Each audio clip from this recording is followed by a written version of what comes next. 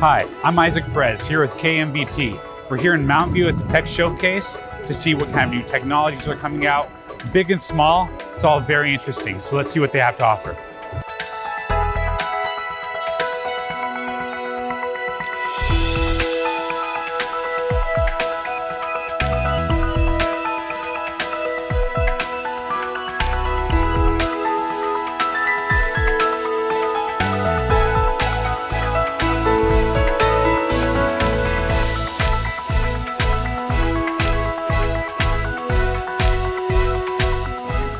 We're here with Daniela from 51 VR. So why don't you tell us what it is you guys do? Oh, sure. So my company is called 51 VR. We founded about 4 years ago in China. We focus on three main business. The first one, as you see, is autonomous drive simulation platform. So this is for OEMs or autonomous system owners to test and train their system within the virtual platform. Okay. And then the second one we have is on real estate developments. We have a 3D interactive walkthrough system for the real estate developers to use it on marketing side. And then the third one is a smart city. So that's more focusing on government user or city management for monitoring the whole city operation.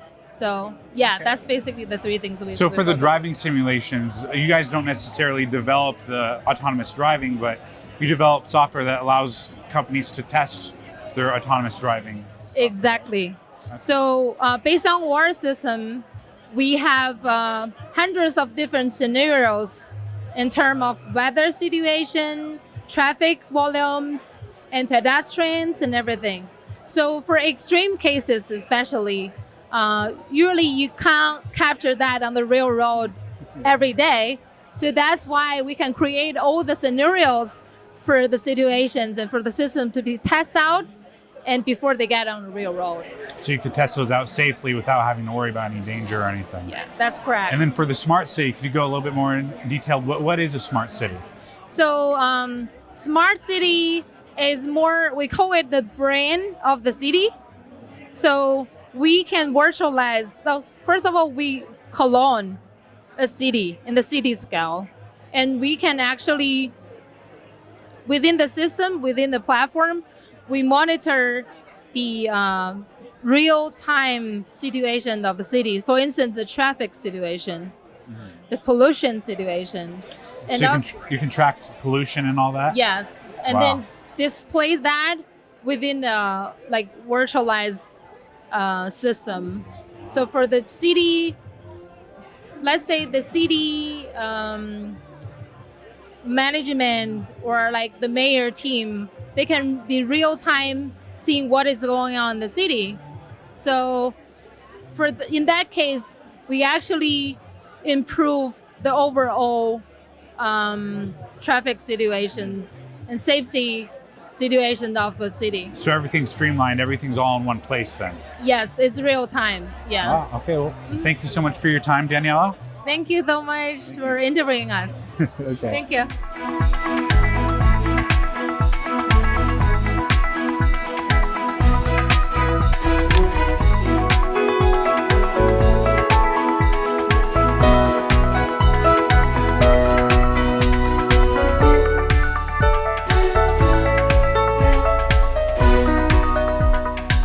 Hi, we're here with NASA, and your name was Holly? Yes. Okay, so can you tell us what you're working on right now with NASA? So I'm an aeromechanics intern. Right now I'm working on a project. We're building a wind tunnel to test at Martian pressures for rotorcraft, and we're testing low Reynolds numbers, high Mach conditions. Okay. Yeah. So Lily and Cyrus, you guys are working on the same project.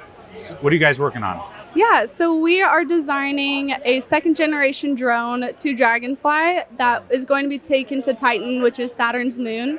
And it'll be a hybrid drone where it can go around the surface of Titan, but also explore the lakes and seas of liquid methane that are on Titan. And Cyrus, if you want to talk about how the rotors work on the drone. So right now we have 4 rotors on our drone, and there's 2 on each side, and they will spin coaxially. So what that means is they spin different directions, and that's to cancel out any angular momentum. So by doing that, the rotorcraft will not go out of control or fly in some way which we don't want it to. So we have that, and then those rotors will also turn horizontally so that we can dive into the lakes and seas and explore them and do imaging, data analysis, just some stuff like that. Is there any difficulty with designing a drone that's not even going to be on this planet? Yes, so we've used computational fluid dynamics, so simulations to test how the drone will behave in those conditions or atmosphere. And we've kind of based our drone off which design will be best for those conditions in the atmosphere, in the liquid methane, stuff like that. Okay. Well, thank you so much for your guys' time. It was a pleasure to meet you. Thank you. Thank you.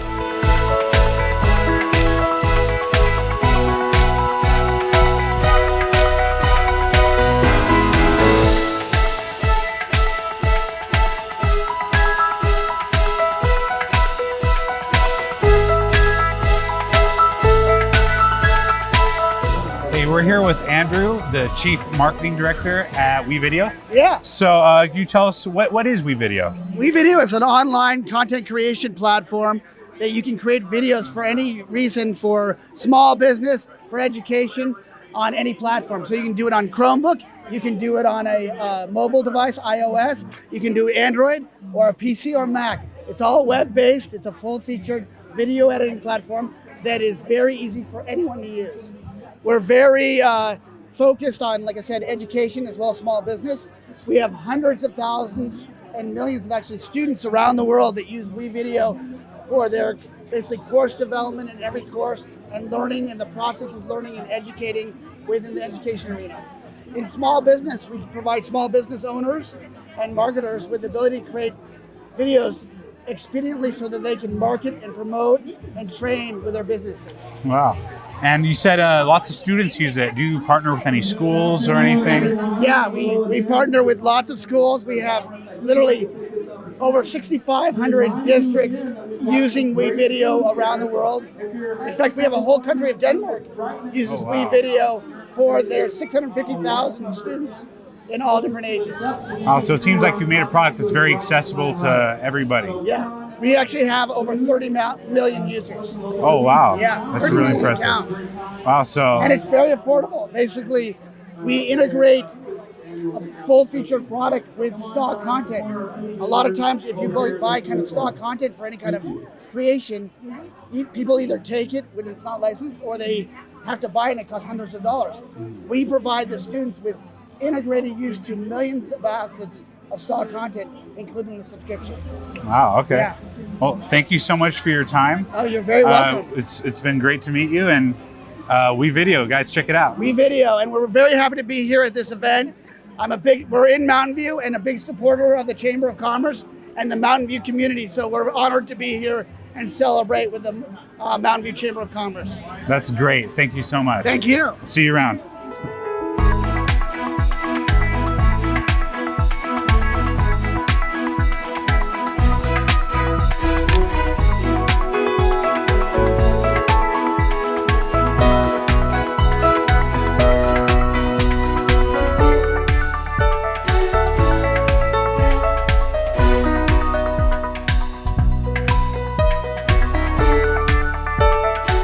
Here with one of the regional directors of MV Code, Sean. Correct. So tell us, what is MV Code? MV Code is a coding school for 1st through 10th graders where we teach them how to code through summer camps and after school programs. So we're open year round, and we're constantly teaching in school and out of school, and mostly at our club locations. Okay, so where are those locations? Our locations for Mountain View is at 1040 Grant Road, right next to the City Sports gym, and then we have a location in Redwood City and San Mateo, as far up to San Francisco and Mill Valley. Wow, that's a lot of locations. Right. How long have you guys been running for? We have been around for about 7 years now. We started in Mill Valley and we've worked our way all the way down to Mountain View. We opened about a month ago. Okay. So what's this experience like for any kids that might be interested in joining? Correct. Yeah, definitely. So one of the things we do, and we offer this to all of our students, is a 1-hour free trial where they can come in and they can experience our curriculum, which is self-paced, self-guided curriculum for all of our students who kind of work at different paces and want to go in different directions within coding. And then they can come in and they can get that experience. If it's something they want to continue with, then we can go on with our membership program with them. What languages do you work with? We work with several different languages, primarily for our younger students who work with Scratch. And then the bulk of our curriculum is actually JavaScript. And then we do HTML, and we do Unity, C#, and C++. Okay. Well, say there's any kids who are interested in joining but thought that they don't really have what it takes, or they're not smart enough, what would you say to them? I would say come in and have fun, because it's not only about coding, it's about meeting other people who are possibly have similar interests in you, and just creating a fun environment. And like I said, just trying something new and being around other people who might have similar interests. Hey, well, Sean, thank you so much Thank for you. your time. Yeah, of course. And we'll see you around. You will.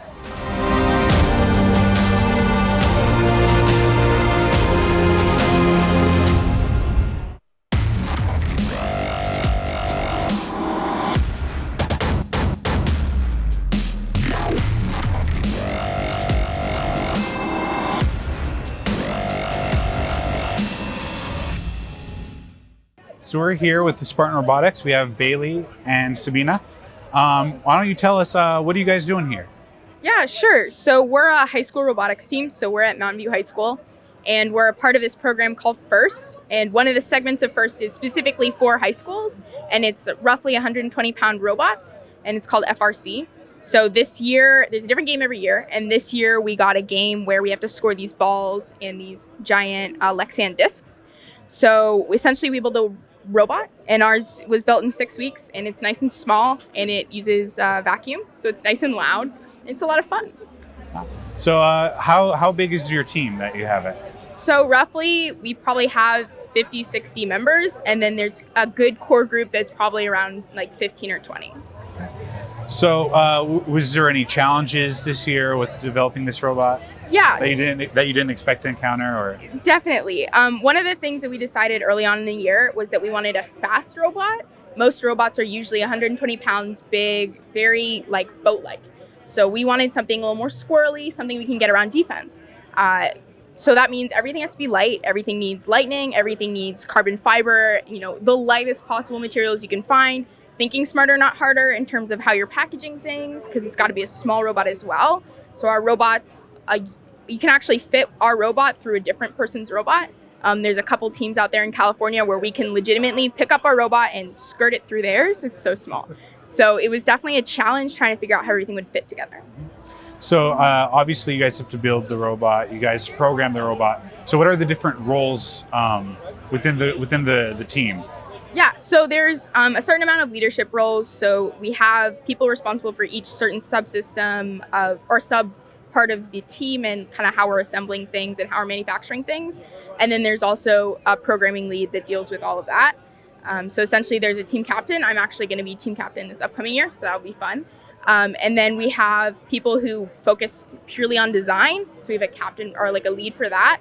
We also have a lead for people manufacturing. So we also have a lead because we have 3D printers, we have a CNC router, we have a mill that the school graciously lets us use. So there's a lot of coordination between people, and then of course an assembly lead to make sure everything comes together. Now, if there are any students who are thinking about joining but just thought they didn't really have what it takes, or they don't know enough, what would you tell them? Well, I would tell them that I joined in 5th grade. So I snuck on with my brother. I was really cheating. I shouldn't have been able to stay, but I worked really, really hard. And back then they were a little more lenient, and there wasn't any rules about age. So I joined in knowing absolutely nothing. I mean, 5th grade math experience is not much, let me tell you. And it's just been a growing experience ever since. I don't think you need to know much. You just need to be dedicated to learning. Well, thank you so much, Sabina and Bailey, for coming out here and being an inspiration to all the other kids here who feel like maybe they don't have a place in the tech world. Absolutely, yeah. Thank you.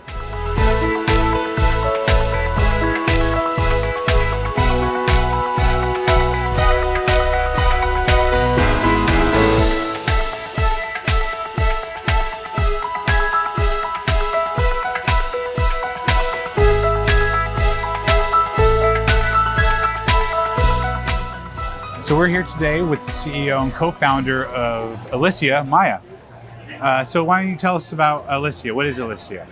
So Alyssia makes it super simple for everybody to easily create original songs. You don't need to have any musical training or experience, and within a few minutes you'll be able to express yourself through vocal original songs. Okay, so what platforms is this available on? So we are currently on iOS, so you can use it on either an iPad or iPhone, and we are about to come out on Android as well. That's great. So let's say I have no background in music and there's no way I can make any songs. What would you say to that? Well, that's perfect. Our platform is used by professional musicians and kids in middle school who have absolutely no musical experience of any kind as well. So you come in, you pick a background track in almost any genre. We have hip hop, R&B, jazz, country. Then specify topics that you want to write about, and our app will give you original lyrical lines, one at a time, that you pick from. You can edit, you can give more of yourself, or you can simply select Alyssia's original suggestions. Then you do the same thing for the vocal melodies, so the top line melodies, and it gives them to you one line at a time. So it's great to be here becomes it's great to be here, and you choose from these. That's how you build the vocal line, and finally, you either record yourself just like on a karaoke app, or have Alyssia sing your song to you. Wow. So you mentioned that even kids can use it. Have you ever thought about using this as like an educational tool? You know, it's interesting that you mention it. Some schools have started already using it as an educational tool. Oh, wow. We realized that there was a school in Colombia that created many different accounts using our system because it acts as training wheels. It starts you off so that on day one, within the first few minutes, you already made a song. And then you can go back and refine your skill and give more and more of yourself. Many people have told me they became better lyricists and better songwriters as a result of using Alyssia. Wow. So it seems like you've developed a really great tool and a platform for people to help develop their musical abilities, huh? That's precisely it. Good. Well, Maya, thank you so much for your time. It's been a pleasure. And it's been a pleasure.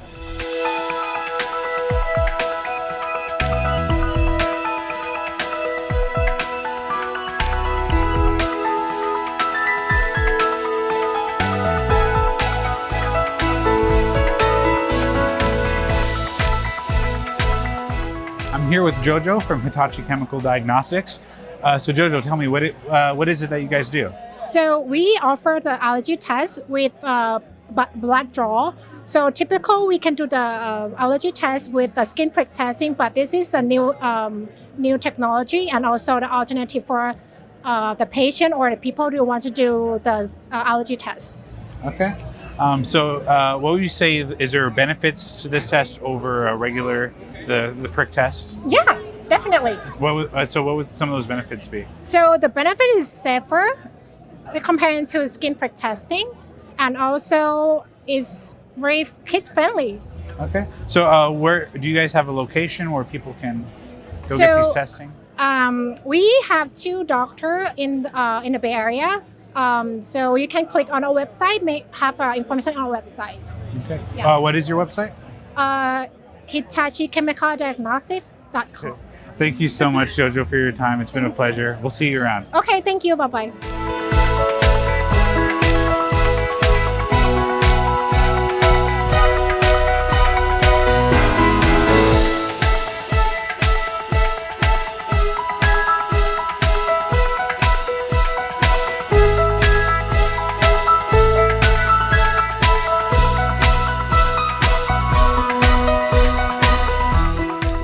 Hi, so I'm here with Christian from Pomodoro Architects. Christian, you're here by yourself. Where's the rest of your company?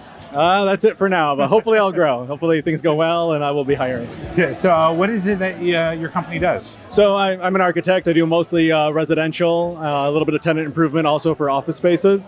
But what I'm showcasing here is one of my specialties is that I work completely three-dimensionally. And that allows me to then implement virtual reality using an Oculus Rift. So people can walk through their projects before they're ever built. So what would the benefit be for a 3D model versus your traditional two-dimensional blueprint? Well, in the 3D model, to start with, I have to solve all the problems. In 2D, it's easy to ignore where things intersect, and usually they get solved in the construction. and that can get very expensive. So in 3D, when I model something, I have to figure it out. It's staring at me in the face, like, oh, these things don't line up. I have to solve those problems. So there's that aspect. But then the other benefit is then to see it also for myself and the clients before it's built, to critique it before it's built. I've had some wealthy clients that it's built and they're like, no, rip it out. We want something different, and that's not good. You want to avoid that, and now VR lets us do that. It lets you see everything beforehand, walk through it at scale, and that's the biggest difference today. Is I've done 3D in a long time, like what you see on the screen, but the screen distorts scale. It's hard to see like how big the screen is, how close you are to it. What is the camera angle you're using, like a wide angle camera versus a telephoto lens in the software? That distorts your perception of space.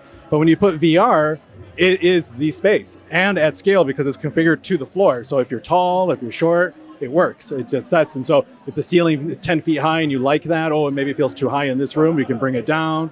The window looks too small, let's make it bigger. Like we can change those things and feel it before it's built and be like, oh, I wish we would have done that. So it solves that. So there's not just the benefit from a construction standpoint, there's also benefit from the client standpoint, people being able to get to see the product before it's even starting to get worked on. Exactly. Well, that's great. So how long have you been a company for? Well, I've been my own company for about 6 years, just kind of doing a little bit of work here and there while I was working also in an office up in Tiburon. That office now, the owner of that office closed down, is retired. And so now I'm trying to spread my wings and shine. And so this is my moment. And so for the last 4 or 5 months, I've actually been being more aggressive with marketing and advertising and trying to make efforts to connect with the neighborhood and the community here. So I've joined the Chamber of Commerce, and that's why I got to be a part of this. Because most of my work was up in Marin County in Tiburon and Belvedere. And so trying to get network down here with real estate agents, contractors, clients, trying to just build a base here now. Thank you so much for your time, Christian. It's been a pleasure. Yeah, pleasure. And this is all very fascinating. It's very impressive, and we'll see you around. Cool. Thank you very much.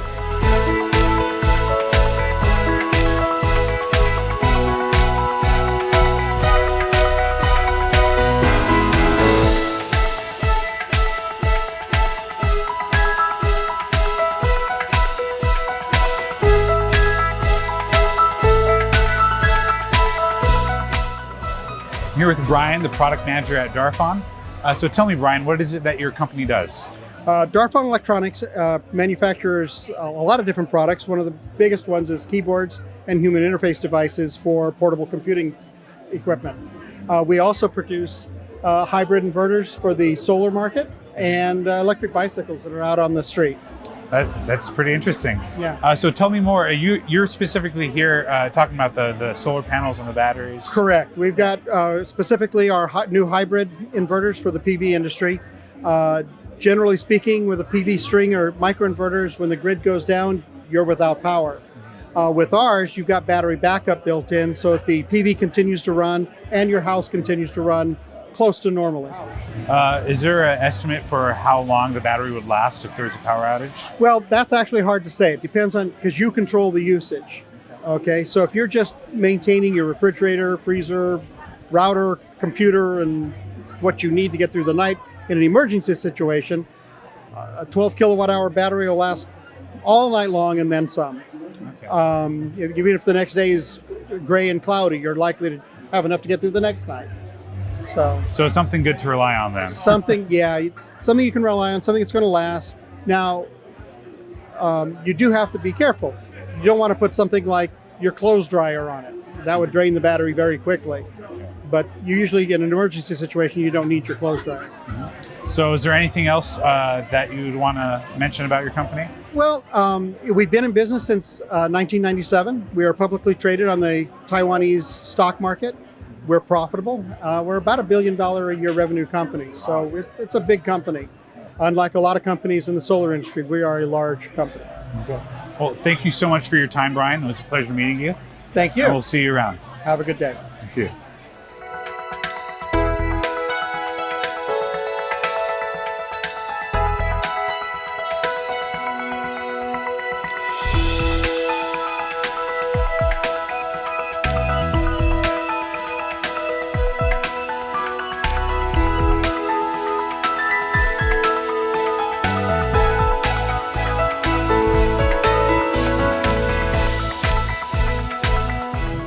here at the Tech Showcase, here with Bruce, the CEO of the Mountain View Chamber of Commerce. Now tell me, this was the 5th Tech Showcase we've done so far. What was it like putting an event like this together? Well, this is a collaboration event between the city and the Chamber of Commerce, and the economic development section of the city and the chamber worked together to put the event together, and we actually really start planning 9 months in advance, if not even longer, to pull this event off. As you said, this is our 5th one. We started like 5 years ago, and back then we only had about 7 vendors come out. And so as you can see, over time, it's grown to, I think this year we had over 43. So we're excited about that. Yeah. How was it like this year versus last year's? I think it's great. I think the attendance is good. We've added a couple of things. We made a couple of tweaks, based on some feedback that we got last year. We had a great kid zone this year for kids to hang out. We incorporated a food court this year using local restaurants this year. And so last year we had food trucks, but we kind of like this a little bit better because we've got restaurants that people are familiar with, and it's our members, and they can come down and support those local restaurants while enjoying this technology and innovation that we have for them today. Yeah, for sure. Yeah, so Mountain View, it's a very tech-heavy city. What's it like running the city commerce in the city where technology is so heavy? Well, I think luckily for us, we've got some great partners in the larger tech companies like Google and LinkedIn and Intuit and all of them. And so we've got great relationships with them. So it's kind of a joy to work in this business community, because while tech is is really strong here in Mountain View, I think those relationships that we have with those high tech companies really translate into how Mountain View is as a whole and its residents. Well, thank you so much, Bruce, for your time. It's been a pleasure, and we'll see you around. All right, thank you.